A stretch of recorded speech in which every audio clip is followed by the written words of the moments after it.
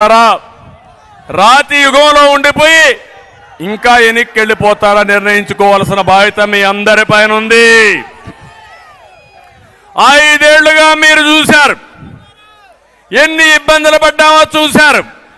ఇప్పుడు భయపడి మీరు ఇంట్లో పడుకుంటే, పోరాటం చేయకపోతే మీకు మిగిలేది రేపు రాబోయే రోజుల్లో అంధకారమే.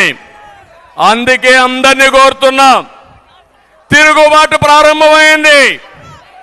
ఇప్పుడు యువ గళవైన తర్వాత ఇది 3వ మీటింగ్ చూశాను. మీ ఉత్సాహం చూశాను, మీ అభిమానం చూశాను.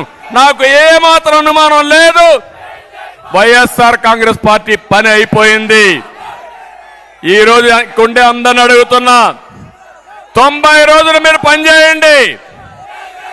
మా కోసరం కాదు, మీకోసరం, మీ భవిష్యత్తు కోసం, మన రాష్ట్ర భవిష్యత్తు కోసం పనిచేస్తామని గట్టిగా చప్పట్లు కొట్టి హర్షాన్ని, ఆమోదాన్ని తెలియజేయండి.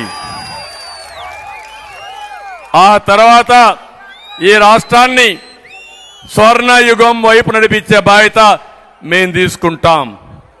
అది జరిపిస్తామని కూడా మీకు తెలియజేస్తున్నా.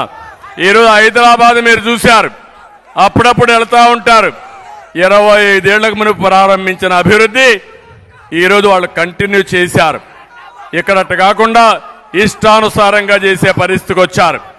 అందుకే నేను ఇప్పుడు ఒక్కొక్కటి, తమ్ముడు వినాల వినాల వినాల వినాల వినాలి, ఇను నేను చెప్పిన దాన్ని గట్టిగా స్లోగన్ ఇవ్వండి.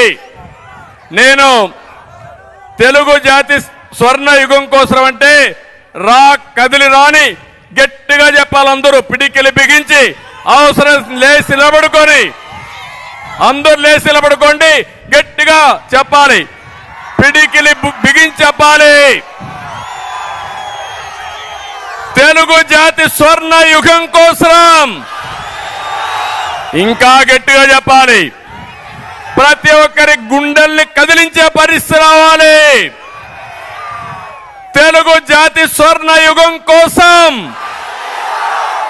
తెలుగు ప్రజల ఆత్మ గౌరవం కోసం, స్వచ్ఛమైన ప్రజా పాలన కోసం, తెలుగు జాతిని నెంబర్ 1 చేయడం కోసం, పోలవరం పూర్తి చేయడం కోసం, రైతుల భవిష్యత్తు కోసం, అక్వా రైతుల కోసం, మన బిడ్డల ఉద్యోగాల కోసం, ఆడబిడ్డల రక్షణ కోసం రాష్ట్రాన్ని కాపాడుకుందాం. చాలా సంతోషం. మళ్ళీ అడుగుతున్నా, సైకో పోవాలి.